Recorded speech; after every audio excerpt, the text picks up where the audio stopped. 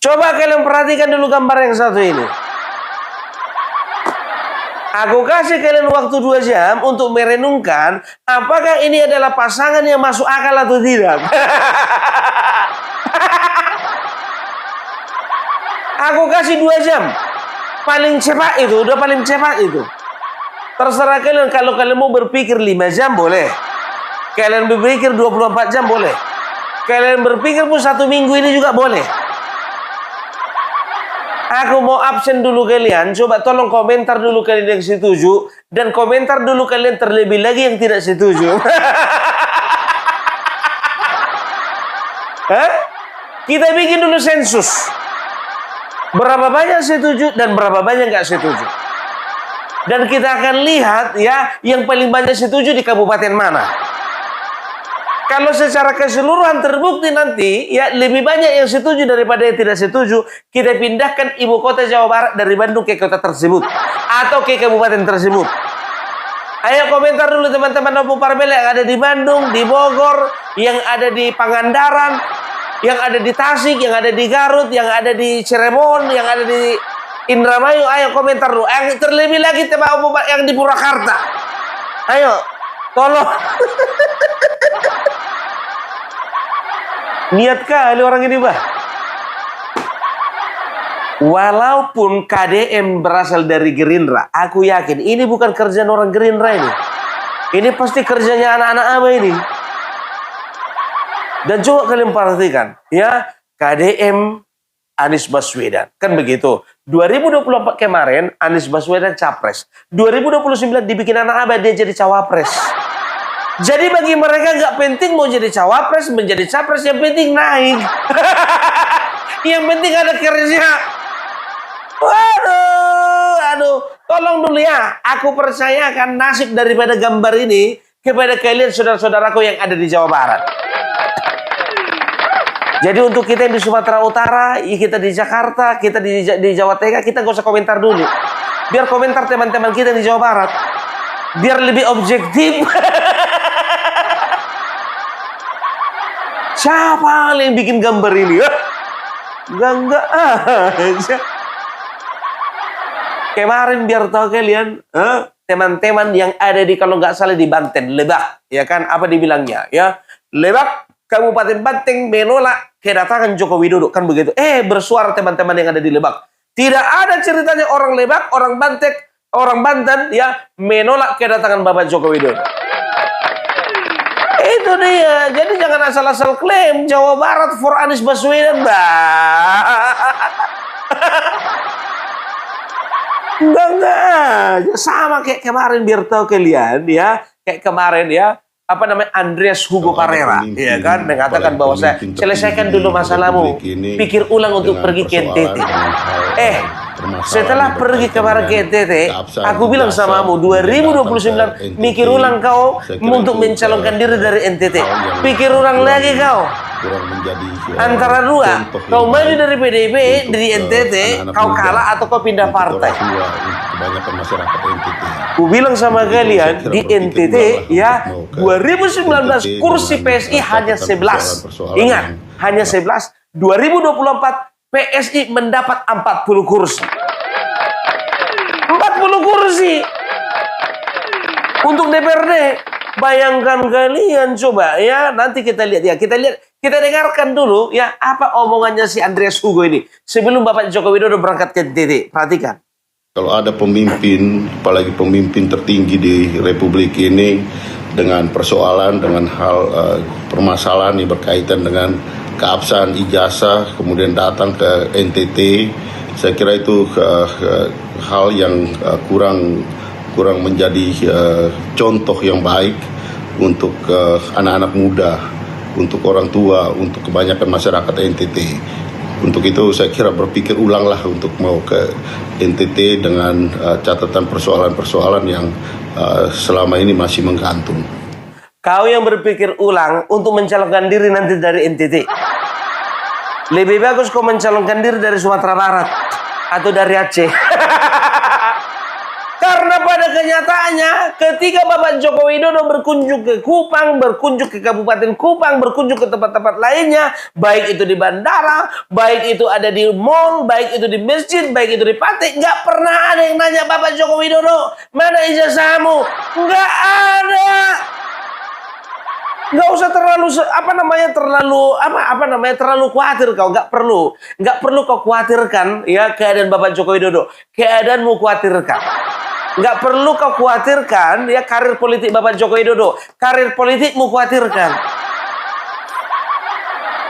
Kemarin diangkat beliau menjadi sesepuh raja, entah dari mana-mana dicari satu orang raja yang nggak setuju.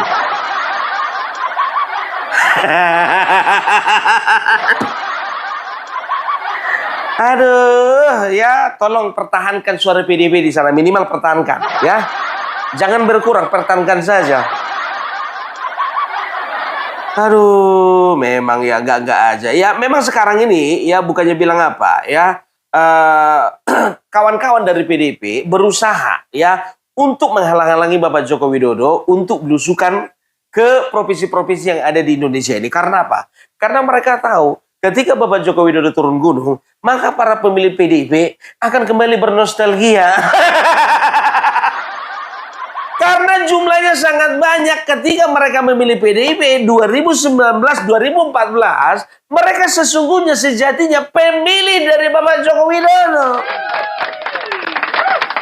Kita nggak usah banyak cerita lah, ya kita nggak usah pungkiri, kita nggak usah bantah bahwasannya caleg-caleg baik itu DPRD, setelah itu kabupaten, DPRD kabupaten, setelah provinsi, setelah itu DPR RI, banyak yang mendompleng, lebih banyak yang menyandingkan foto mereka ketika caleg dengan foto Bapak Joko Widodo dibandingkan dengan foto Megawati. Ini adalah hal yang tidak terbantahkan, kawan. Udah gue bilang sama kalian kemarin, SMRC mengatakan bahwasanya PSI ketika Bapak Joko Widodo baru turun gunung di 2 provinsi, PSI mendapatkan 4,1%. PDIP turun 11,7%. Makanya gue bilang gak usah kau khawatirkan Bapak Joko Widodo, gak usah kau khawatirkan PSI. Yang kalian khawatirkan partai kalian sendiri, khawatirkan ketua umum kalian sendiri, khawatirkan caleg-caleg kalian yang mau pindah ke PSI. Ini caleg kemarin banyak yang pindah ke PSI. Ya begitu juga mantan kepala daerah, baik itu kabupaten dan juga provinsi, banyak yang pindah ke PSI. Ya nggak akan mungkin kalian itu gak ketar-ketir. Udahlah, nanti aku doakan penutupannya itu nanti di Jawa Tengah. Biar Jawa Tengah terakhir nanti dikunjungi Bapak Joko Widodo, supaya itu menjadi gongnya. Ya, sama seperti FX Rudi. Apa dibilangnya kemarin ya? Bahwasanya Bapak Joko Widodo sejak menjadi wali kota Solo, Bapak Joko Widodo mendapatkan kekuasaan dengan cara menyuap. Bagi-bagi uang suap. Money politik. Atau bagi-bagi bansos. Entah apalah itu apanya. Ya, kita dengarkan nih. FX Rudi nih, nggak tahu kenapa bisa begini nih. Namun kebalikannya ini sekarang ini, Saudara Kaisang yang ketua umum partai ini kan kalau sudah dikenal oleh rakyat, dimanapun gitu, dimanapun masih jadi. Kenapa harus di Solo? Kenapa menurutnya dengan? Ya kan menurut saya karena bapaknya di Solo, duitnya banyak dan sebagainya, kira-kira mau mempengaruhi rakyat. Namun saya sangat berharap rakyat harus tahu dan memahami tentang hal itu. Jangan sampai hanya menikmati ratusan ribu rupiah. Namun kita kecewa dan sengsara selama 5 tahun itu sudah kami sampaikan kepada masyarakat sebetulnya. Kenapa Mas Rudi mengatakan 100.000 rupiah, 200.000 rupiah tadi itu emang potensial mereka akan melakukan itu? Oh iya pasti. Kemarin waktu pilpres sama pilgub aja juga dilakukan dan pilkada pun juga dilakukan kok itu. Banyak pengakuan yang menyampaikan banyak. Jadi sebentar dulu pilkada Solo, kan kau wakilnya kemarin. Berarti kalau memang Bapak Joko Widodo ya menjalankan politik uang, ya berarti kau juga tanggung dosanya. Banyak kali ceritamu FX Rudi. Sekarang mana buktinya? Wali kota Solo money politik, setelah itu Pilgub DKI Jakarta money politik, presiden money politik. Ku bilang sama kau, kalau bicara tentang presiden, yakin aku nggak akan ada yang namanya politik uang. Emang bisa dikasih uang satu-satu itu 100 sekian ratus masyarakat itu, sekian ratus juta. Pemilih katakanlah pemilih 200 juta. Ya, pemilihnya Bapak Joko Widodo katakanlah kemarin itu ya katakanlah 70 juta. 70 juta semua dikasih amplop semua. Kalau bicara tentang uang, ya uang itu kos politik itu selalu ada, ya untuk transportasi, beli bikin baliho, bikin baju, bikin kalender, bikin kartu nama bisa. Jadi jangan kau bilang politik uang, buktinya mana? Ya justru ku cari-cari biar tahu kalian bukannya Bapak Joko Widodo waktu dia bagi-bagi uang di Solo ketahuan. Nah, itu kemarin itu kalau nggak salah di Madura. Ketahuan itu ya bagi-bagi duit kader PDIP atau caleg PDIP bagi-bagi duit di masjid. Amplopnya lambang PDIP pula itu. Ada gambar kepala bantengnya. Jangan maling teriak maling. Opung Parbela kau juga jangan fitnah Opung Parbela. Coba tunjukkan. Perhatikan ini. Nah, lihat itu. Nah, dah.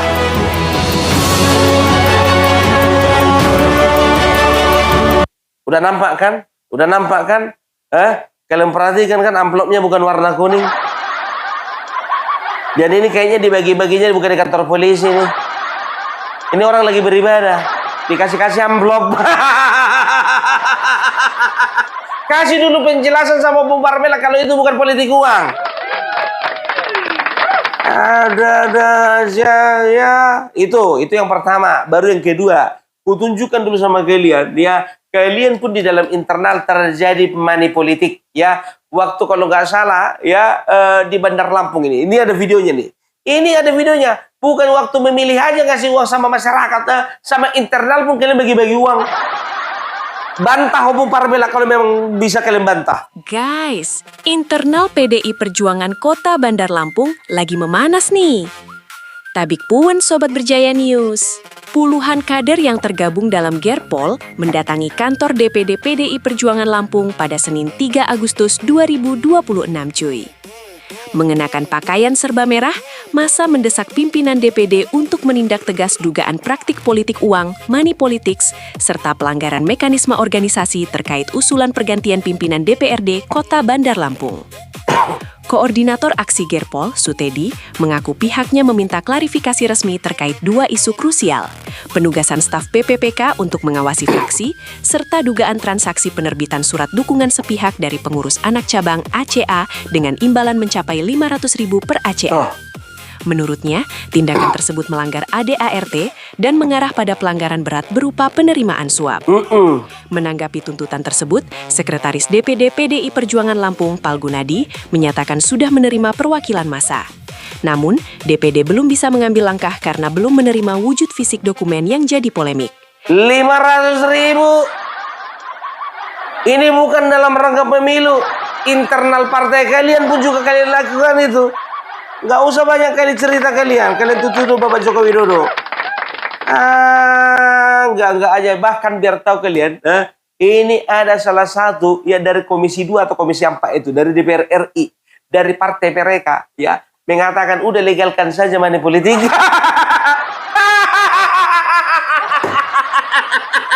Dengarkan ini. Anggota DPR PDIP minta KPU legalkan politik uang. Loh, gimana nih? Anggota Komisi 2 DPR RI dari fraksi PDI Perjuangan Hubua meminta Komisi Pemilihan Umum RI untuk melegalkan politik uang dalam kontestasi pemilu. Dia menilai politik uang adalah satu aktivitas yang sulit dihilangkan. Menurutnya, para caleg juga sulit terpilih jika tanpa melakukan politik uang. Sehingga dia menilai politik uang lebih baik dilegalkan dan dimasukkan dalam peraturan KPU dengan batasan-batasan tertentu. Hal itu dianggap bisa membuat aktivitas politik uang bisa lebih dikontrol. Menurutnya, dengan diaturnya dalam PKPU, Bawaslu juga lebih mudah dalam melakukan pengawasan. Pelegalan dengan batasan tertentu ini juga dinilai membuat persaingan pemilu menjadi lebih adil. Dia mencontohkan bagaimana pelegalan politik uang bisa dilakukan, yaitu dengan membatasi besaran nominalnya. Apakah usulan ini akan berjalan, gengs? Perhatikan kalian itu. Bukan dihindari, malah diusulkan.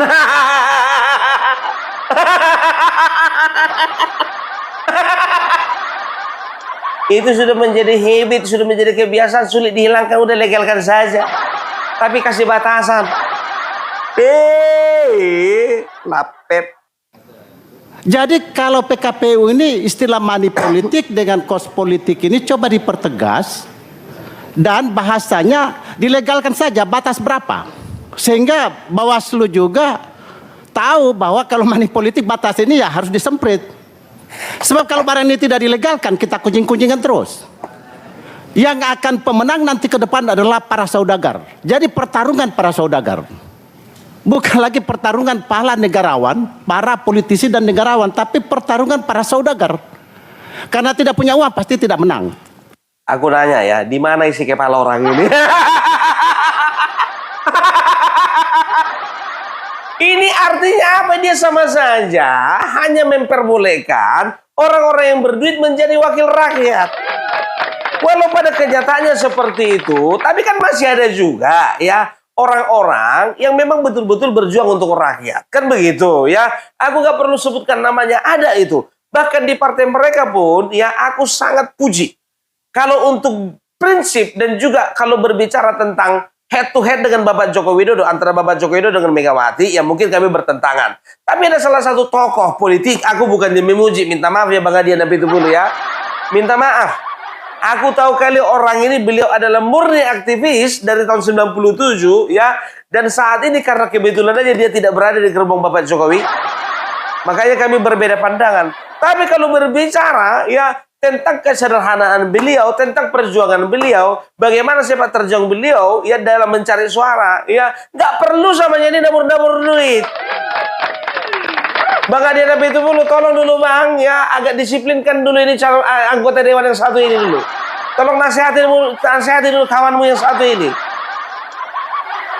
Orang Adian Napi Tubulu juga berapa kali bilang kok, ya kan, dia itu gak pernah punya duit, orang dari miskin, kere, gak punya apa-apa, diajak jadi anggota dewan, lolos. Itu dia salah satu contohnya. Gak tau lah kalau yang lainnya. Ya kita fair-fair saja, kita objektif. Ya kan, kalau kita bicara tentang Bapak Joko Widodo, ya aku harus bertentangan dengan dia. Tapi kalau berbicara tentang money politik ini, aku gak setuju. Dan aku kasih contoh tentang Bang Adian Napi Tubulu. Om Parabela mentang-mentang pakai topi banteng kau ya, agak baik kau sama banteng sekarang. Aku bilang sama kalian, Om Parabela bukan banteng ini kepala kerbau. Ini kepala kerbau yang dipijak-pijak kamera biar tahu kalian.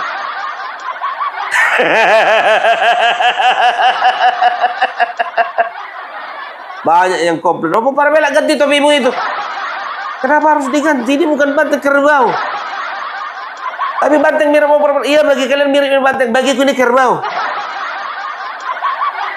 Itu, setuju ya? Kita harus cerdas ya. Terserah kalian bagaimana cara kalian ya untuk menumbangkan Bapak Joko Widodo, terserah kalian bagaimana caranya. Mau dengan cara menghina, cara fitnah, ya, cara pembulian, cara pendiskreditan, cara pembunuhan karakter, terserah ya. Tapi Bapak Joko Widodo terlalu kuat untuk kalian kalahkan dengan cara-cara seperti itu. Ya, ya sekarang begini gue bilang ya, banyak pihak yang memang sedang berusaha untuk menumbangkan Bapak Joko Widodo. Banyak sekali. Karena apa? Ada 3 yang berkaitan langsung ya, yang tidak terpisahkan saat ini. Bapak Joko Widodo, PSI dan juga Gibran. Kemajuan PSI adalah kemajuan Joko Widodo. Kemajuan Joko Widodo adalah kemajuan Gibran. Karena apa? Ketika ya masyarakat menumpahkan kecintaannya kepada Bapak Joko Widodo, ya akan otomatis masyarakat itu juga akan menumpahkan, mengekspresikan, menunjukkan kecintaannya kepada Mas Gibran, kan begitu. Begitu juga sekarang Bapak Joko Widodo berdiri di PSI, ya. Berdiri di PSI, ya, karena banyak orang-orang para pembenci ini melihat Bapak Joko Widodo sebagai orang yang kemarin menghalang-halangi, merintangi ya karir mereka di dunia politik. Ini adalah salah satu orang yang perlu dibasmi. Begitu juga partai ini. Kalau bisa jangan cuma Joko Widodo yang yang diserang, PSI juga partainya ini juga ikut diserang. Malah ada yang memplesetkan PSI itu menjadi partai setan di Indonesia. Mama, biar tuh kita dengarkan. Kita dengarkan. Suara rakyat adalah suara Tuhan. Jadi jangan main-main sama rakyat. Kalau kalian menganggap Jokowi adalah dewa, di atas langit masih ada langit. Kan ada main raja-rajaan. Nah, mereka berani main raja-rajaan, ojol-ojolan, reuni-reunian, tapi datang ke sidang nggak ada. Sampai safari politik ini udah baru tahun 2026, 2029 masih lama. Ya kan? Ngapain mau jadi presiden-presidenan? Ini malu. Rakyat udah menolak. Kalau bisa seluruh rakyat jagat maya, seluruh rakyat Indonesia dari Sabang sampai Merauke, dari Papua sampai Pulau Rote, itu menggagalkan kehadiran Jokowi, PSI, Partai Setan Indonesia ke seluruh dunia, ke seluruh jagat maya ini. Udah kalian dengar kan? Itu memang dia apa tadi disensor ya. Tapi ini rasaku ini dia bilang Partai Setan Indonesia ini.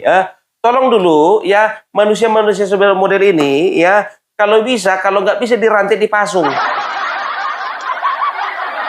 Ini mulutnya ini nggak bisa dijaga, hati-hati. Aku kasihan nanti ibu ini berhadapan dengan hukum. Karena apa? Orang-orang tua seperti ini kembali seperti anak-anak, mikir nggak pakai ngomong, ngomong nggak pakai mikir. Sebentar dulu, Pak. Mikir nggak pakai ngomong, ngomong nggak pakai mikir. Coba bayangkan, mau ngapain main presiden-presiden? Memang beliau presiden 2 periode. Apa? Main raja-raja? Memang beliau diangkat jadi raja. Mau ngomong apa kau? Ibu, uang belanja aman. Biasanya kalau teriak-teriak kayak gini, biasanya uang belanja di rumah kurang aman ini. Jadi dia mencari pelarian, mencari pelampiasan. Bu, kalau ibu kekurangan uang belanja, minta suami ibu untuk lembur, overtime.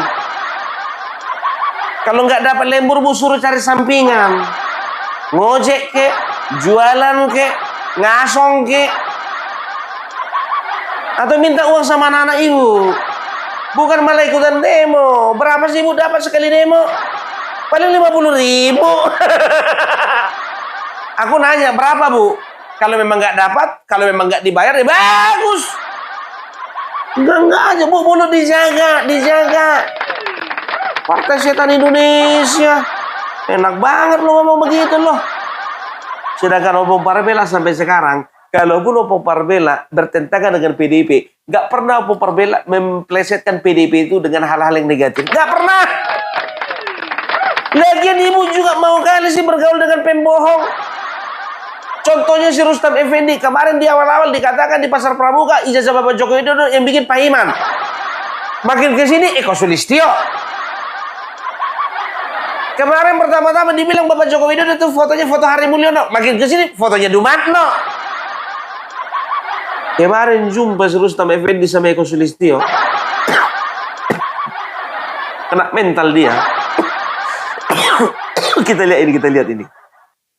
Orang yang membuat itu saya cari mengaku. Yang membuat itu bernama Eko Sulistyo. Saya sering teriak tuh, Eko, nggak nongol-nongol. Melihat saya seperti ini ya, dijadikan tersangka gara-gara ijazah itu.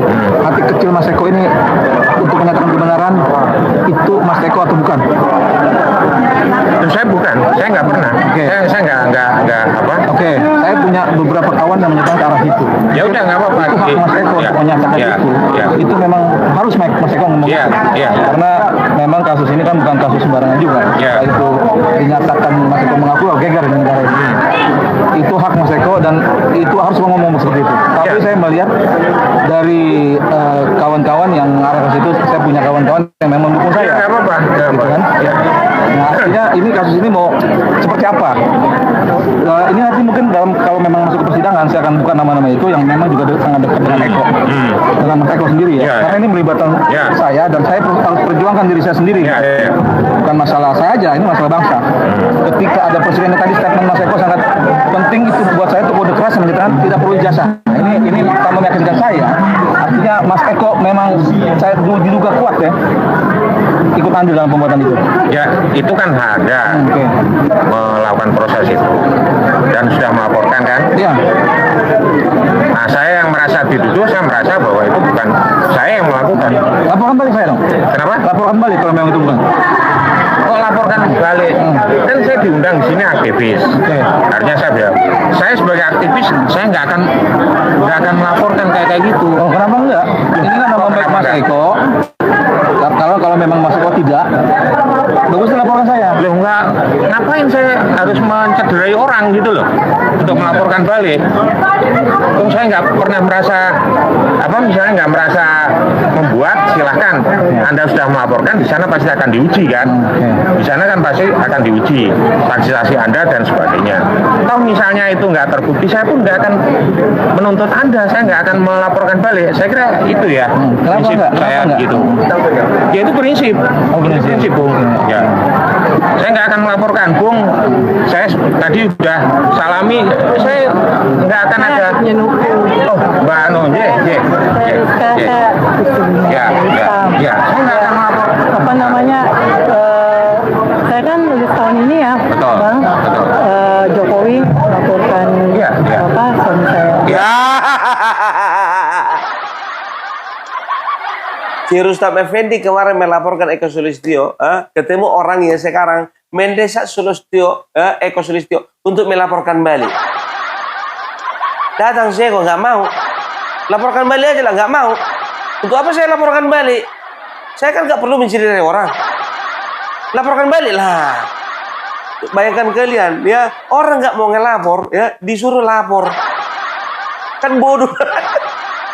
Minta maaf, bukan bodoh, kurang cerdas. Dipaksanya orang untuk melaporkan dirinya ke polisi.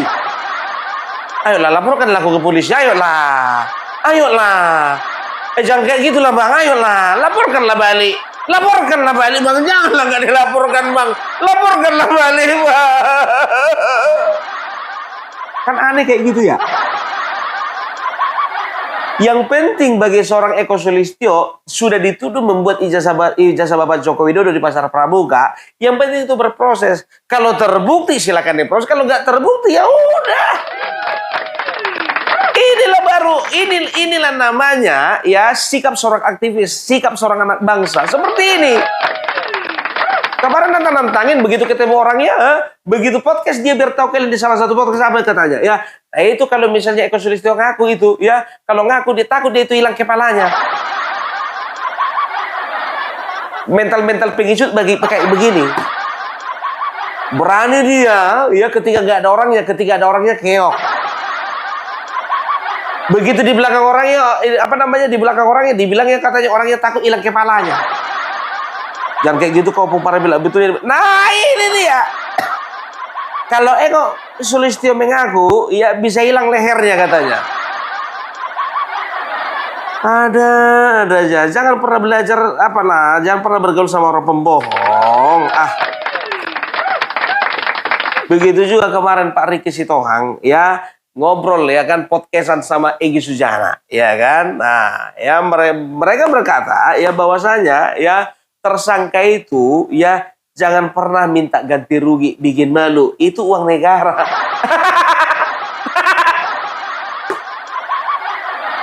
Ya, dan mereka memiliki pandangan yang bisa dikatakan lucu gitu terhadap si Roy Suryo. Minta ganti rugi lah. Sekarang pra-peradilan keempat tentang pencekalan lah. Kita dengarkan penjelasan mereka, yuk. Roy mau melarikan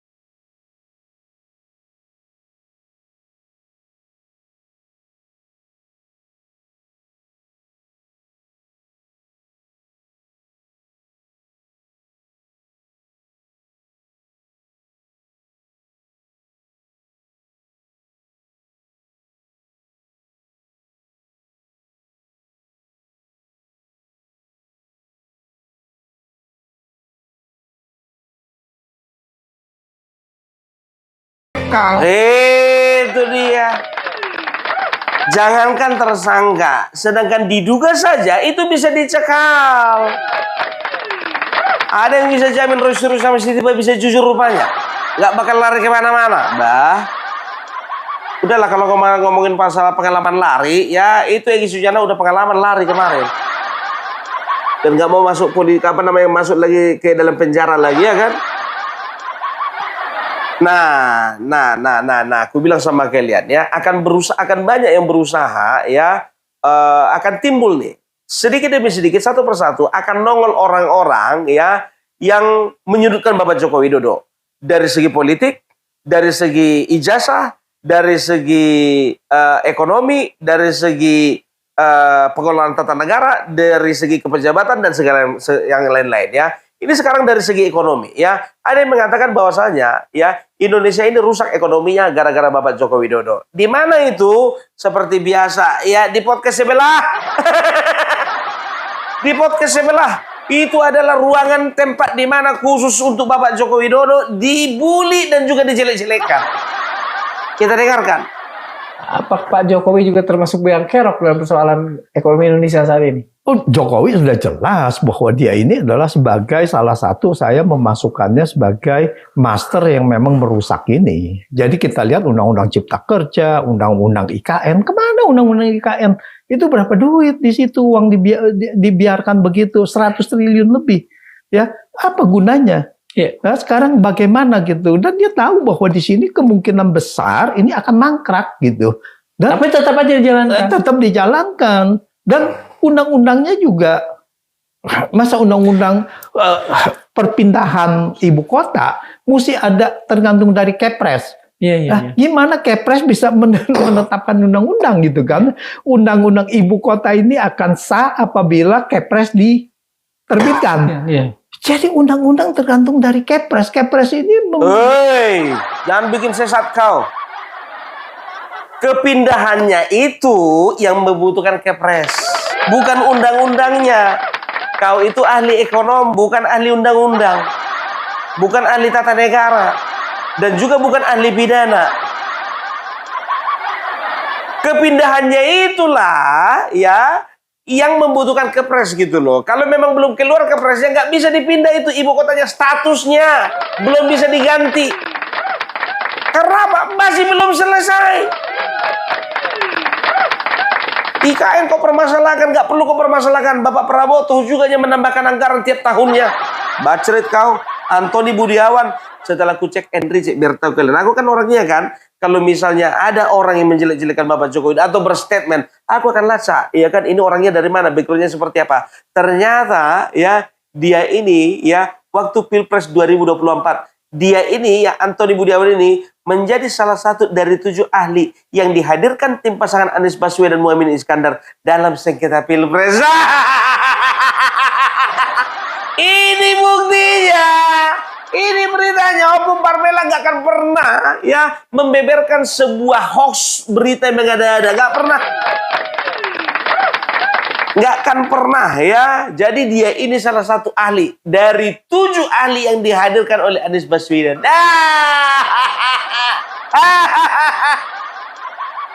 Nah, itu lagi. Tapi sebentar dulu. Mudah-mudahan nanti ya KDM sama Anies Baswedan jadi ya capres-cawapresnya 2029. Mudah-mudahan. Kata anak apa? Jadi kalau misalnya nanti kalah terjadi sengketa, ini lagi nanti ahlinya. Perhatikan aja. Manusia-manusia kayak gini mau didengarkan. Udahlah ya, jadi itulah ya model-model orang ya pembenci Bapak Joko Widodo. Semua akal sehatnya itu udah hilang ya. Makanya gue bilang, bagi kalian yang ingin percaya sama orang-orang seperti itu berarti kalian itu akal sehat kalian udah hilang. Ya, nah sekarang kayaknya nih kalau Anies Baswedan jadi capres ya, jadi cawapres, aku nggak tahu ya kalau misalnya KDM jadi presiden, Anies Baswedan jadi wakil presiden, kalau memang betul ini jadi kenyataan, kalau betul. Berarti Anies Baswedan udah gak capek-capek lagi membentuk kabinet. Karena kabinetnya sudah dibentuk sama si Ferry Amsari. Kabinet bayangan.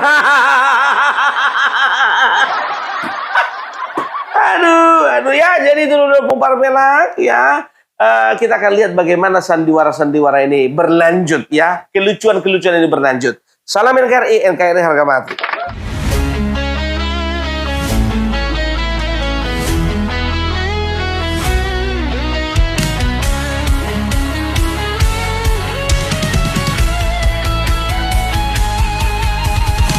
Dari utara sampai ke timur, suara jujur kini bergema.